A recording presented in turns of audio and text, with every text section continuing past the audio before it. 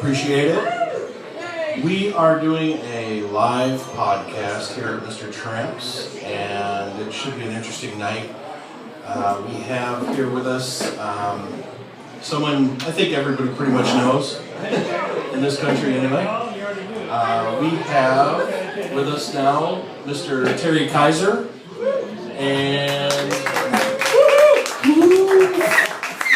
our buddy. And we're just going to go ahead and get started here. It's kind of a, free-for-all kind of thing. Well, legally, for the most part. So we'll just get started, man. How you doing, Terry? Fine, Charlie. Thank you for having me, and thank you for Mr. Tramps for the opportunity to do a little talking. Awesome. Cool. We're kind of just getting some lights set up here so we don't look all blue all the time on this thing. So, all right, we're good to go. So, Terry, you been doing any South by Southwest stuff here in Austin? Not personally, because I've been doing other things, but boy, it sounds like everybody's really rocking and rolling in Austin, Texas on this thing. I'm a big fan of it, so I hope to get involved in something. Cool. I guess we should just start asking, because I know people are going to want to know, with being in Austin and whatnot, have you, how long have you been here? Are you here all the time? Do you stay in Austin all the time? Or is it just kind of like you're in between places? I mean, I know the answer, but they might not know, so. I have a little ranch up in Colorado, by Telluride, Colorado. That's kind of my main home. So I've been here in Colorado for 3 years in Austin. And so I go back and forth. I enjoy Austin. I enjoy the creativeness in the city. And the people that I've met and been involved with have been quite fun. Cool. And just a little bit of background. I know Terry because of your classes that you have here in Austin for the Actors Arena. And it seems like it's really catching on because classes fill up pretty quick. We've had fun with it. It's called the Actors Arena, and it's a school that I started about 3 years ago. And when I moved to Austin with a lady friend, I said, well, what am I supposed to do here? Up in Colorado, I had my golf game and my horses and stuff like that, and had a good time. So she said, why don't you start a school? And I had done seminars, around at different places, Harvard, Stanford, out in California, Chicago. But I'd never had participated in a weekly school. So when the Actors Arena started, we gave I was going to do just a seminar for free and see how many people showed up. And this was afar when I was up on the ranch. And so we had somebody start helping putting this together. And I said, well, what if nobody shows up? I said, well, that'll be all right. So all of a sudden, things started coming in, and we got 5 people. I said, oh, good, okay, all right. Well, that means that we have 5 more than I thought we were going to have. And next week, we got 33 now, Terry.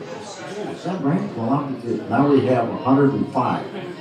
It ended up we had, I think, 270 people show up at this seminar. And it was free. And so we did some scenes, I did some talking, utilized. It's interesting because we've talked about this before. What do I teach? And it's really me just kind of passing on information that I've learned throughout the years from the people I've worked with, and I've been very fortunate to work with some names from Paul Newman, Carol Burnett, Gene Hackman, Albert Finney, Will Smith, Beatrice Arthur, some wonderful people that I really learned my craft from. I started acting.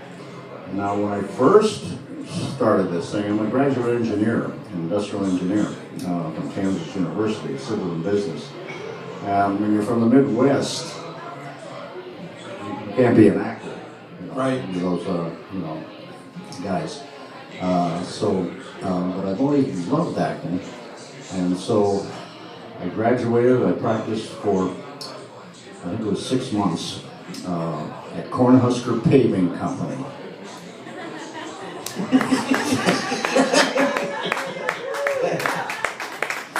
In Omaha, Nebraska. There's a great line from a musical. They say, "Where are you from?" He says, "Omaha." He says, "Omaha?" That's Omaha.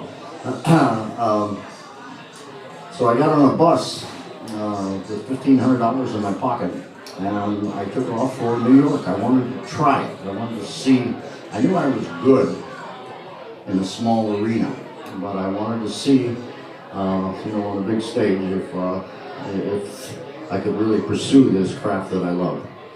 And so there I ended up in New York City, and the first thing that I did, I turned in my resume, and I wanted to audition for the Actors Studio, which is run by Lee Strasberg, and obviously the guru of acting teachers. And that was my first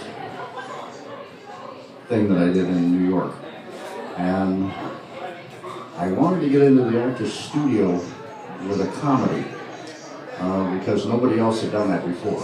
The Actors Studio is always Marlon Brando, torn t-shirt, and serious and everything else. And I saw the craft is just for comedy as well as serious acting. And so I put together a piece from Murray Shiskel's play called Love, Blvd.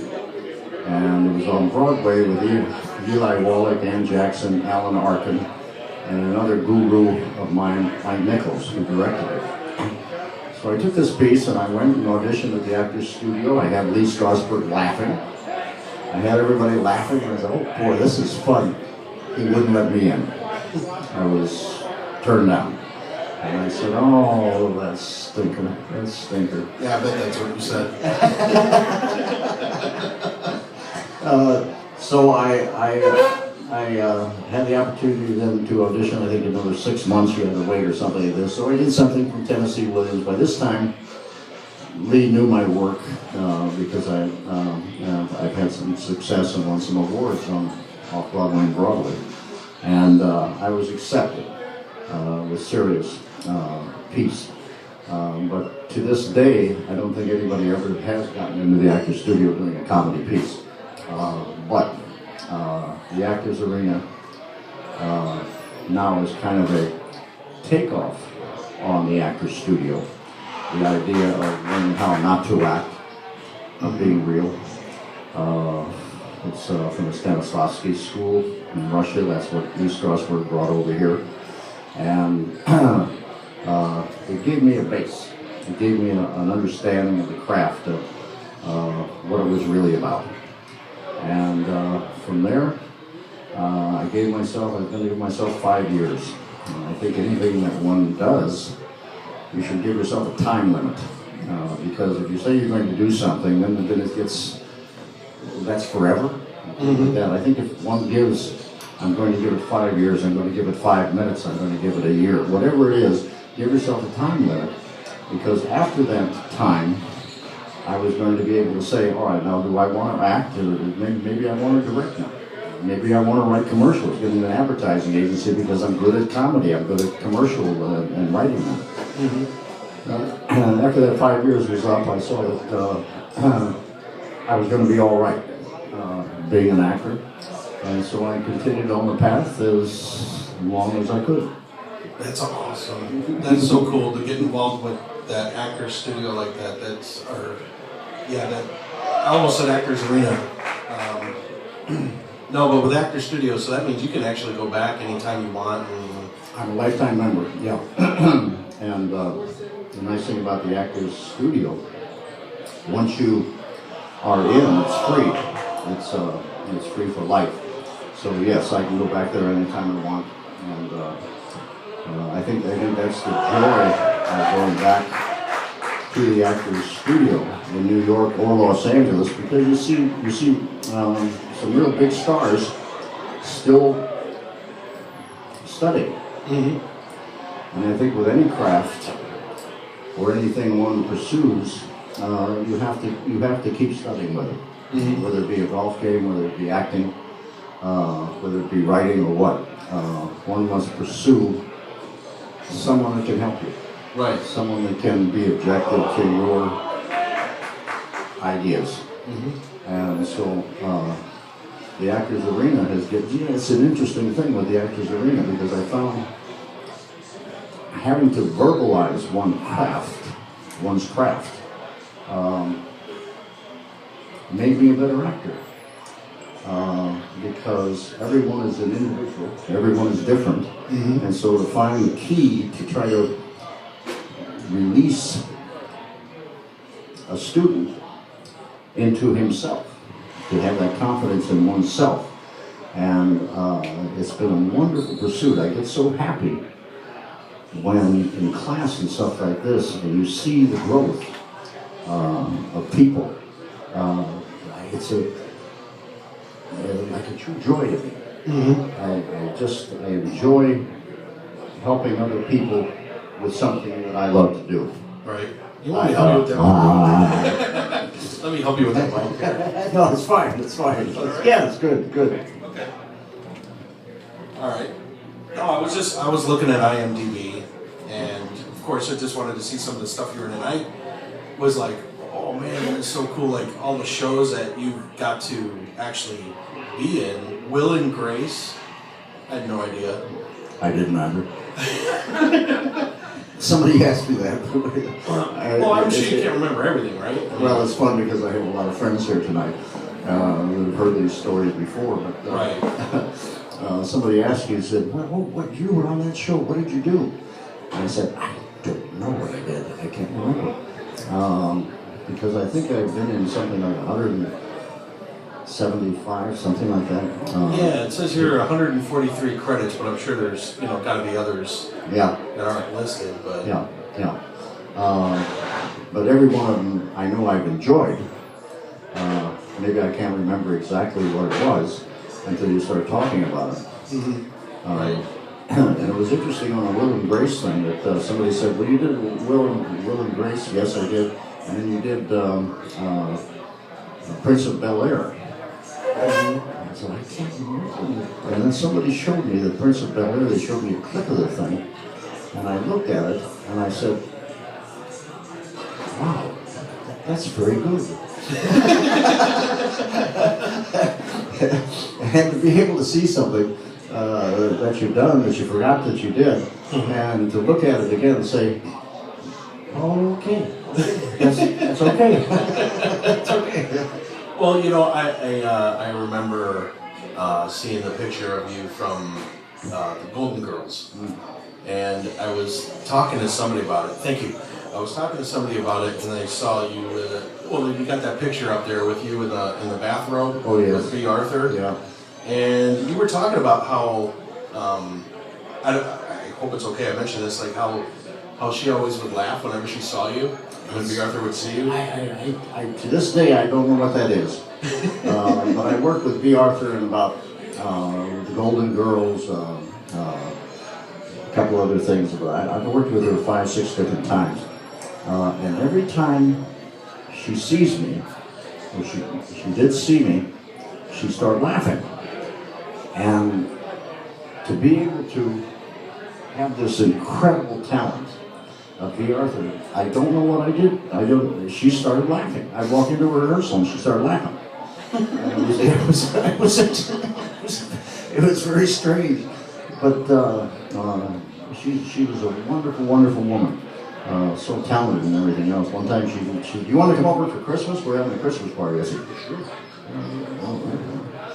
Wow. And so I go over to B. Arthur's house on Christmas. We had a lovely dinner and stuff like this. I don't know, we were maybe 15, 20 people, something like this.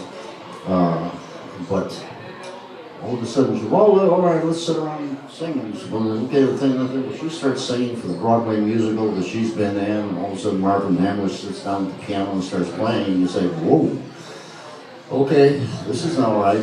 You're in good company, Terry. Just sit there and be quiet. Just listen.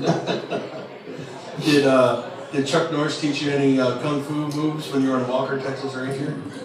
Chuck Norris, what a character. Yeah, I did a wonderful character. I had about 5 or 6 episodes on that show or something like this. His name was Charlie. And we always say as an actor, do you ever get beyond yourself? Do you ever get that and that was one of the characters that I don't know why, but I could start talking with the character, and Terry would disappear and that character would come out, and I could just talk. I could just talk in that character forever. And Chuck was always he was so amazed at why I saw things so funny. He said, how do you see that? How do you do that, Terry? And I said, I don't know. I just and so I remember doing one scene with him and stuff like this, and I started talking, and we got done with the scene, but I just kept going and kept talking in the character. And he looked at me, and I just kept talking and I talked. I questioned whether I wanted to act for a living. I remember that's the only time I've ever done that, and because it left such a funny feeling. I didn't understand it. I just didn't understand what this woman was doing. And so that was the one time. We kind of got revenge off of this thing. It happened years later, something like this. I was in Hawaii doing Magnum PI. Yeah. I saw that here. Yeah. I was going to ask about that. Did you get to go to Hawaii? Yeah, and Tom Selleck, a wonderful man, and we were done shooting the day, and we went to this bar, and everybody was around and stuff like this. Well, they were also shooting something on the island, and Shelley Withers was in on that. And they said, oh my God, you should have seen what happened. This is incredible what happened on the set. What happened? And they said we were on a boat. They were on a boat. And they were filming this thing where Shelley was on top and she was supposed to walk down these boat stairs down to the next level. And they had the camera, looking up, and she was coming down like this, and she got stuck. Because she was so big, she got stuck coming down the stairs. And she couldn't move. I mean, they couldn't lift her up, they couldn't lift her down. And everybody was having they were trying to hold back laughter, obviously. They were trying to hold it back. And yet it was very serious for her because she was screaming, get me unstuck from here. And so they were relaying the story on where they finally had to literally cut part of the boat so she could move and stuff like that. So I think as I kind of look back on that, I said that's kind of my revenge from afar. Well, you didn't do anything. It was karma. Karma comes back at you. The other one was I guest starred with Robert Blake on his show, Beretta. Okay. And he was the only guy that tried to teach me how to act. And I was on the I was, as I said, a guest star, and it was his show. And I was like, no, don't do it that way, Terry. No, you do that's bad. That's done. No, we do it this way. Do it this way. And then I'm looking at him, and I said, okay, sure. And as we've all talked in class and stuff like that, I said, yeah, I'll do it your way. And then I did it my way again. But it was his show. But it was the only time that anybody ever questioned my choices. Right. Like this. And I don't think, because it wasn't, I found out that it wasn't just me. Nobody wanted to work his show. The writers, producers, I mean, he was a real pain in the ass. I mean, just destructively so. Right. And obviously, again, we kind of got our revenge on that one, didn't we? I would think, like anything, acting or working in a corporation or whatever, your attitude would it's going to pour on to everybody else who's going to want to work with you, and you're going to find yourself, your career is going to be very shortened if you keep stepping on toes or, get nasty or whatever. But well, Lee Strasberg taught me a wonderful thing. I pass this on to my friends here who've heard this before, but for our audience out there, I was having trouble with my leading lady doing a Broadway show. And I said, and I went to Lee and I said, I don't know how to deal with this. I mean, she's telling me how to move, she's telling me what to do. She says, can you say this line this way? And things like this. And he says, do you have a notebook?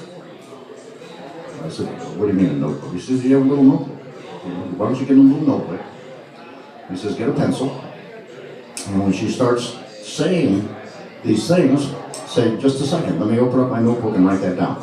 No, you want me to move on this line? Let me write that down. You move on, and what else, man? What else do you want to do? Can you turn, Terry? Can you turn a little bit so I can have my profile? And then, sure, turn so you can have your profile. Okay, I can do that and stuff like that. Lee says to write these things down and then do what you do best, and that's be yourself.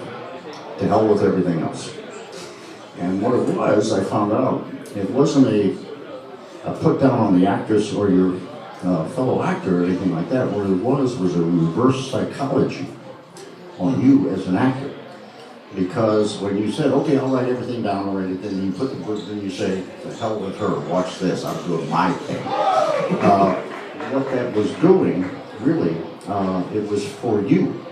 Because you wrote it down, so somehow that was in your psyche of what she needed. And then when you said, well, the hell with her, I'm doing my own thing, what you were doing was saying, the hell with you, not her. Right. It had nothing to do with her.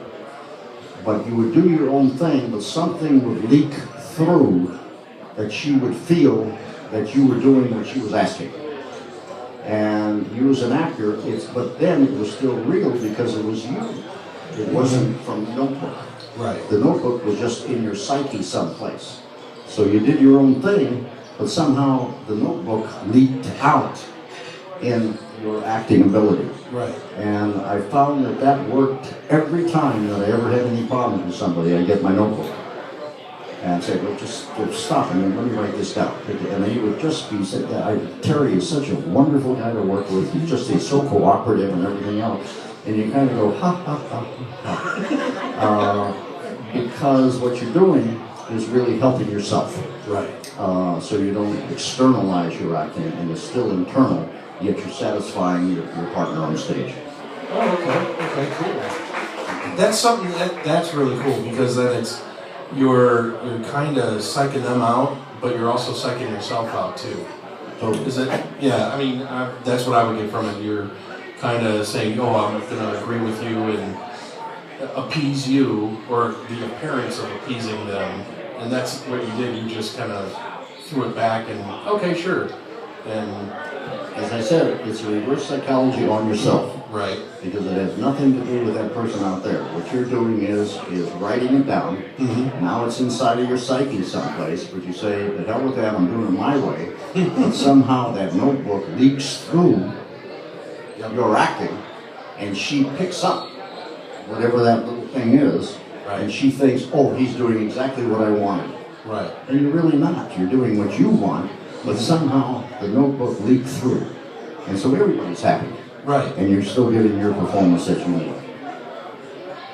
There you go, man. Some free advice. That's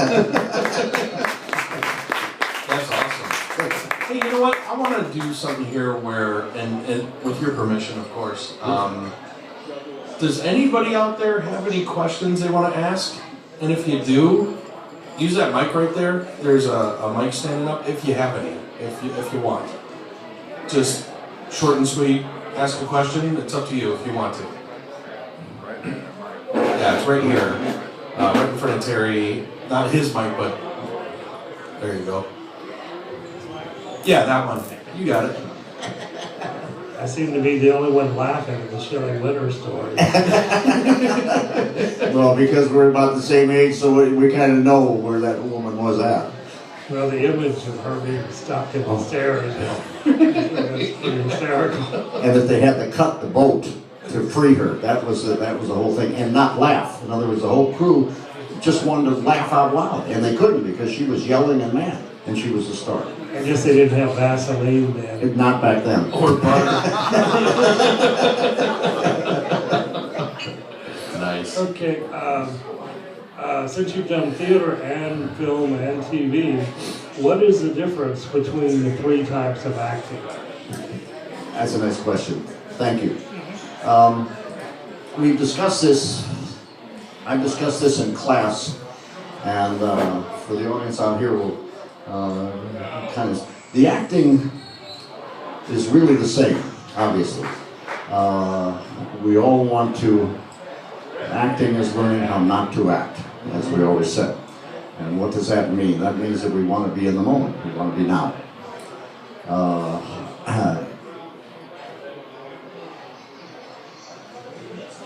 It's such a strange, wonderful craft that we have. But then all of a sudden, an audience comes in, a camera comes in, your film comes in. And this is another technique. I think it goes past the acting, but it's part of your craft. And I always use the example, if I was doing a Broadway play and I was doing comedy, say, and I was talking to somebody here, and our audience is out here, and you talk, and you stop, and you do a take, or Jack Benny take, or something like that. On stage, if you're in front of 1,500 people or something like this, I can be talking here, and I can then do my Jack Benny take. I can come all the way out to here, and come back. Big laugh, big laugh. Because 1,500 people have to see that moment. So I say the line, pop into the thing, I do my take out here, and I can come back.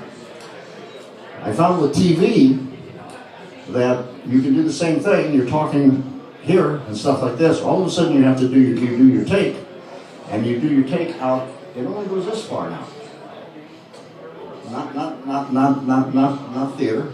TV is about here. You can go, you can talk, and you can come out and come back here. On film, you don't move, which is interesting. You do your take, you don't move. You stay right there. Because you'll find that in movies, we've talked about this before, your eyeball is about this big on screen, on a close-up. Mm-hmm. And you don't have to do anything when you have a close-up on a movie screen. Just be still and just be there. And that's the laugh. And I found out that a lot of, in your acting and things like this, they'll always cut to the person that is listening. And you look at movies and things like this, and if you're all of a sudden you're aware of, I'm watching this movie, now let me see where this director cuts to from that. On a laugh and stuff like this, the guy says the line or something like this, then he comes right back to you, and if you're just still and you're looking at him, they come to you. You're the last one they see, because you're the laugh. His is just the lines. You being still and looking at him is the laugh. And I've found that if you become aware of good actors, some of your finest actors are the best listeners. And this is not acting listening, but this is really listening. And we've talked about this in class and stuff like this. Well, how do you really listen? How do you be real and stuff like that? And obviously, Lee Strasberg said, then get into the eyeball. And I was like, what do you mean get into the eyeball? He says, pick an eyeball and get into it. In other words, start talking to that eyeball. Look at that person, look at his left eyeball, and start talking to that eyeball, to yourself. What is that? What color eye does she have? What color is that? Does she have any red streaks in the white like that? What if that eyeball started coming out at me and I pushed it back in? But these are all real thoughts. In other words, you're just not acting, listening. You're actually in that moment. And so I think this is one of the best lessons that I picked up from Strasberg, is just to be still. And it's such an important thing, and actors just don't have the faith to do that because we don't look like George Clooney, we don't look like Angelina Jolie, and we think we're not good enough, or we're not pretty enough, or we're not interesting enough to just be still. And yet that's the beauty of all of us, we find out. You know, that the beauty is within ourselves. And if we can find that stillness, that realness, that vulnerability in ourselves, that's what comes across on camera. Okay. Well, and I always wondered, with you, like, what do you like more? Do you like working more theater, or do you prefer film? For your own opinion of it, I mean, what do you like? Sure. They're all such a wonderful, it's acting. Yeah. I like acting. And whether it be the theater, whether it be TV, whether it be movies, it's all acting. Mm-hmm. And I love the craft. I don't like the business. I think the business, I just don't care for the business itself. Right. But as far as the craft is concerned, I love the craft. I love the craft with all my heart. Mm-hmm. And I feel very fortunate to be able to have something that I really love in my life. Right. Somebody says, what does it do for you? And I said, well, it gives me my soul. It gives me a focal point on Terry, myself. Mm-hmm. And when I can focus on something that I really love, that's the key. Right. Wow. That's deep. Seriously, no, that's cool. That's awesome to hear that, you know, it's the act itself, so it's like you never really, you know, they say if you do what you love, you never work a day in your life. Wow, that's nice. Well, I don't know, I would still think it's still work in a way, but, I mean, you still love it, you love that part of it. You go through all the business bullshit and all that to do what you love to do. It's like you're willing to walk through broken glass to get the Sunday at the end of it, Yes. kind of thing. Yes. And if we can all find that in our life, you know, I've said it to all the students in class and people. I said we are all here. We're all fortunate to have something we really care about, that really means something to us. Mm-hmm. When you work for IBM, that typewriter is not that important in your life. Right. But when you have a creative craft, whether it be a musician, whether it be a writer, whether it be a singer, you got something that means something to you. Mm-hmm. And you can feel it when something starts really coming from your soul, from your own being. It opens you up as a person too. I think you find the vulnerability in yourself. I think you find that creativity in yourself. And I think you find that silence in yourself. Mm-hmm. And when you have that as part of your life, life can be enjoyable. Right. Wow. Man, I don't know how to one-up that. Where do we go from here? You know, and I know a lot of people watching might be thinking too, like, you know, of course they know you from, you know, TV and all that, and of course your movie Weekend at Bernie's and all that. I kind of wanted to save that for the end because I'm sure you get talked to death about that, and it's probably, all right, yeah, okay. This is very funny. Yes. Two movies. Okay, you're right. 2 movies. Yeah, two Bernies. Weekend at Bernie's, obviously at the. Watch Voodoo. Huh? It was awesome. Weekend at Bernie's. Yeah, we did 2 of them. When I was first asked to audition for that movie, I had been in a motorcycle accident. I had fallen and I had like 10 stitches in my head, like right here, right here somewhere. Mm-hmm. And so they had to shave my head and do the stitches. Right. And I said, well, I can't audition for this part. I got a shaved head and stuff like this. And well, we think you're right. I said, well, I can't. So time went on, and I did a lot of reading and did a lot of activities and stuff like this. And it was about a month. My hair was growing out and stuff like this. And I hadn't shaved for a month either.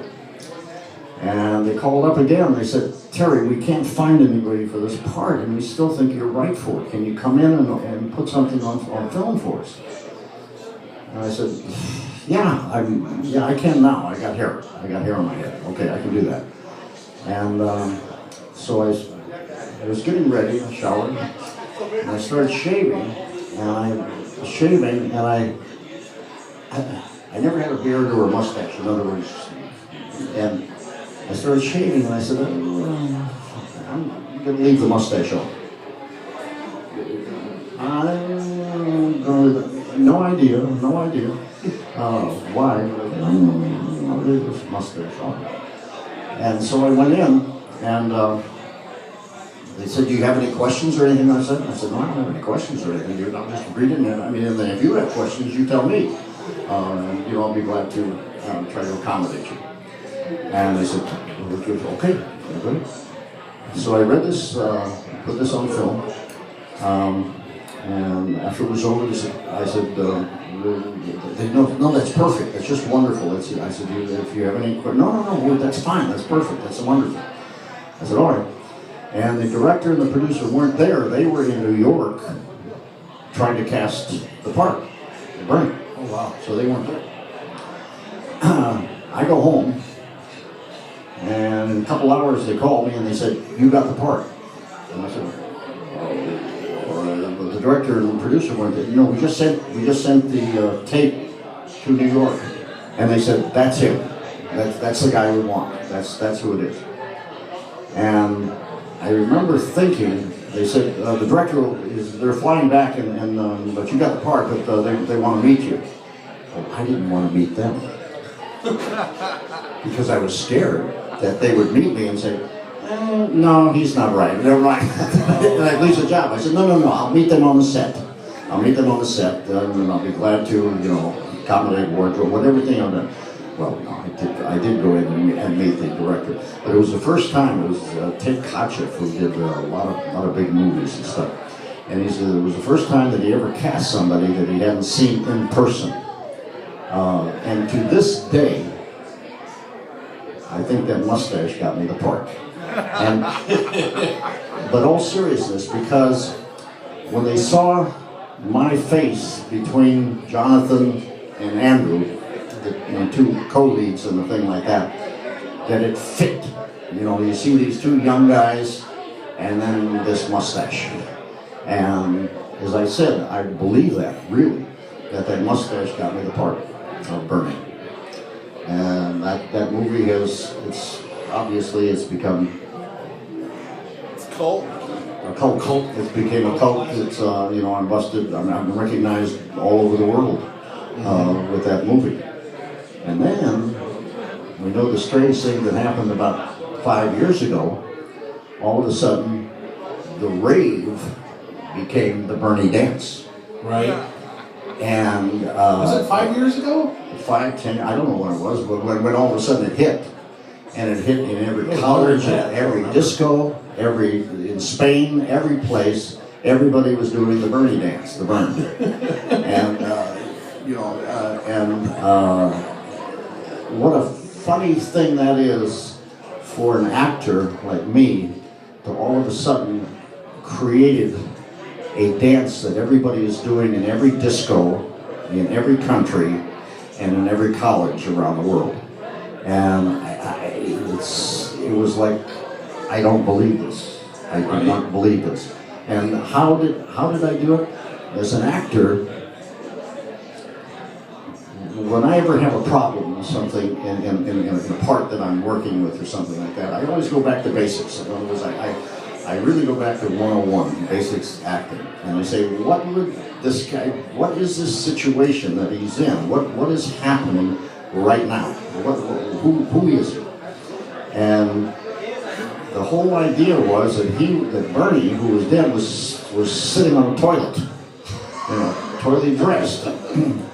And the idea was that they played this music, and then Bernie started moving on the toilet with this music. And And everybody that knows me, they know, that I have to do so. I have to do it real. It can't be shtick or something. It has to come out of something. And all music, I think, comes out of an individual from, down here. Music. He's totally grabbing his package, by the way. I'm kidding. But that's where the heart of rhythm starts, I think. Down there, on there. And so I said, well, if this is where it starts, let's start there. Let's start that moving first and see what else happens. And so we started, and the best way to know if you're doing something right is to check out your crew. These guys have been around forever. They've seen everything. Here's another young actor.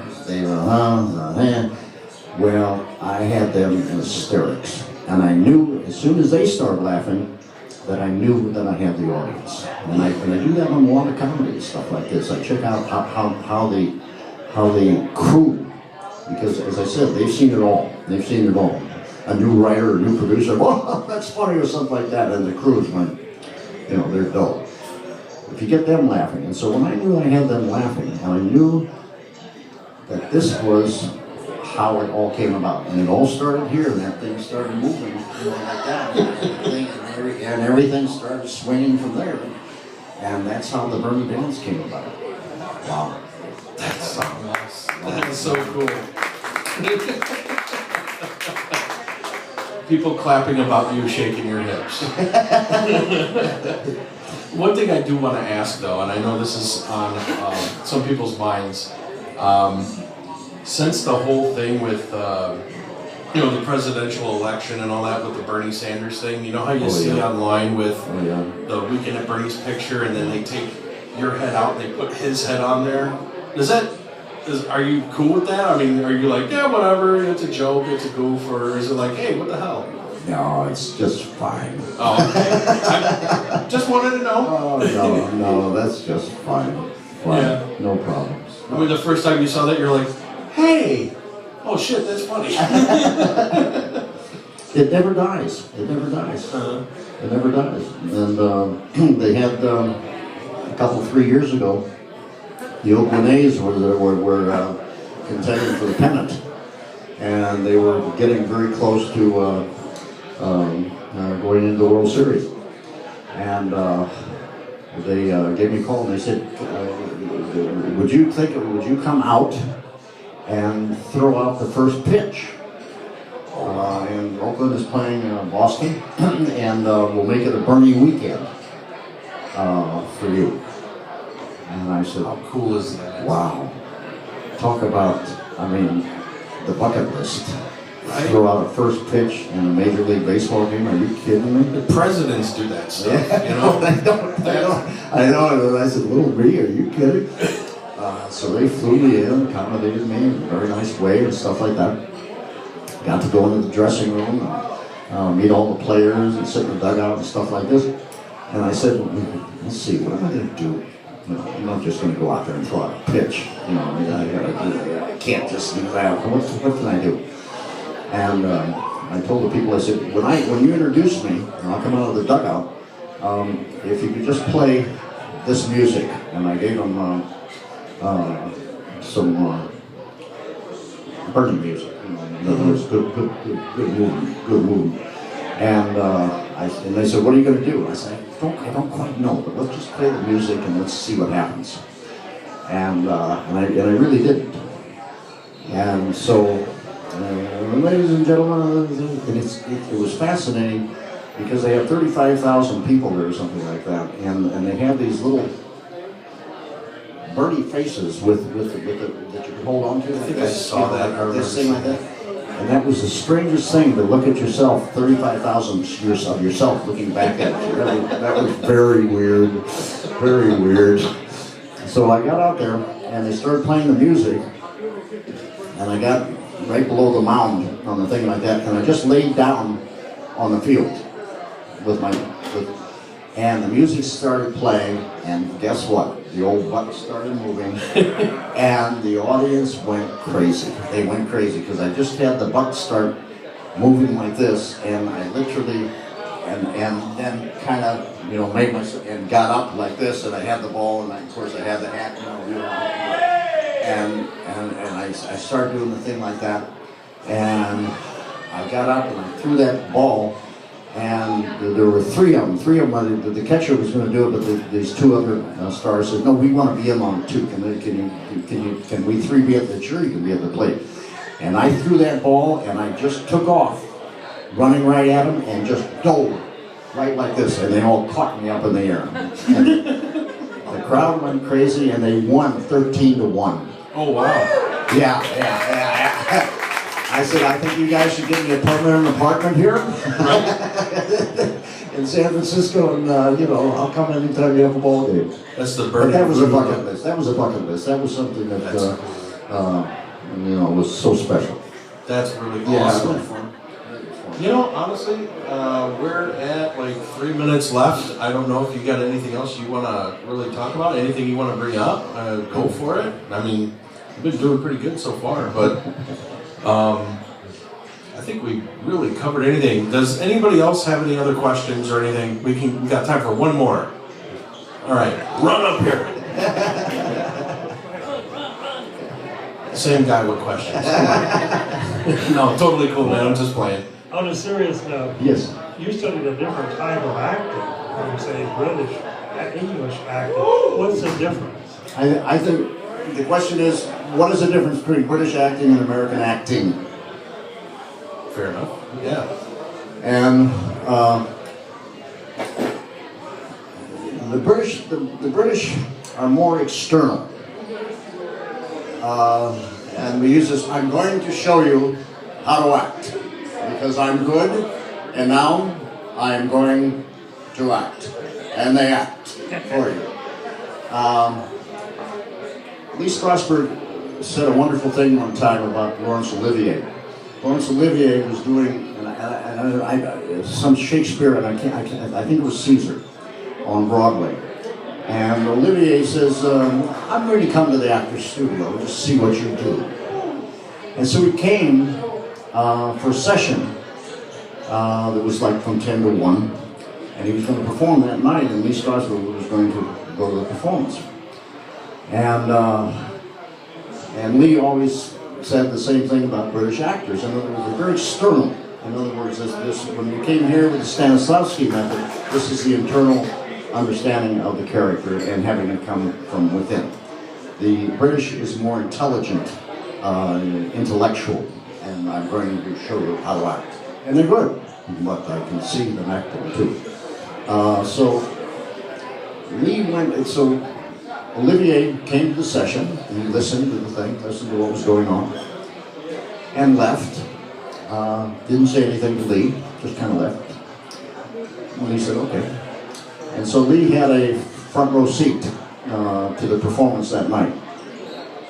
And Olivier was acting, and he was acting up a storm, and being Olivier and things like this, and Lee was watching him.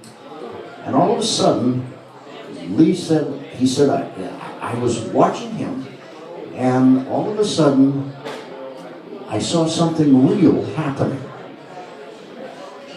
And he said, maybe something did rub off at the actor's studio. He said, all of a sudden, I saw real thoughts start going through Olivier's head. It was different than real thoughts started going through his head. And Lee, obviously being, as perceptive as he is, was looking at this thing, and he says, my God, he's really internalizing acting for the first time in his life. Well, what Lee was seeing was that Olivier was doing his thing, but all of a sudden when Lee saw a difference, something real happening, Olivier, what he was doing was, he was getting his arm out of the sleeve and putting a false arm in so he could put it up here and cut it off. Because that was the character. And Lee said that he saw the real thought process of Olivier changing that false arm from his real arm and putting on that false arm. He saw that happen in his being. And he said, He didn't pick up what the actor's studio was saying. What he was doing was just changing arms. Interesting thing. So I think that's the difference between English acting and theater act and American acting. We all saw the film with Brando, which was a brilliant film. His biography. And after he did Streetcar Named Desire, it was interesting. We said this before. One of my other heroes, one of my other gurus, is Mike Nichols, who just passed away. But a brilliant man, And why was he so brilliant? Why did all the other actors want to work with him? Because he was an actor himself. Mm-hmm. He started Second City with Paul Sills. He was with Elaine May. He was on Broadway for a year doing improv with her, and then got into directing. This is the brilliance of Mike Nichols, the way he approached acting. And he said that when he was a junior in high school, he had a date, and he went to the Broadway theater, and he didn't quite know what he was seeing, but what he saw was Streetcar Named Desire with Marlon Brando and Jessica Tandy. And he said he didn't move at intermission. He never talked to his date until the whole thing was over. They didn't talk all the way home. He said, I'd never seen realness and poetry put together like what I saw tonight, and it changed my life. It changed my whole life as far as understanding the craft and the beauty of words and being real. I think this is a great lesson for all of us. We put up Brando, we put up Mike Nichols. These are two wonderful people to emanate as far as their creative ideas, their thought process on the craft of acting. Mm-hmm. That's awesome. I think that's pretty cool. I think that's something we should end on right there. You got it. Hey, Terry, I want to thank you so much for doing this, man. I really appreciate it. Charlie, I thank you, and I thank our host. Yeah, thank you, Alfredo, Mr. Tramps. Yes. It's awesome. I'm glad we're able to do this. This is really cool. And I'm glad we covered all that, because I think a lot of people out there like to hear about acting and what it's really like, and the passion that someone has for it. And you know what, before we go, why don't we mention the Actors Arena one more time? If anybody is interested, it's www.theactorsarena.com. And classes are starting on April 4th? 4th, okay. Yeah, so you got that? I just had to throw that out there. That's nice. But yeah, definitely. I think I go to it, so it's awesome. It's rubbing off on me. One more thing. We always talk about acting and stuff, and we have a children's class too. Oh yeah, a couple of children's classes, and the reason I do that is because I've seen with these kids that I firmly believe with all my heart that they're going to look back in 50 years and say this is the best thing that's ever happened to me. Because to make these kids aware of themselves, to have confidence in themselves, to be aware of who they are in an adult arena, and yet we are equal.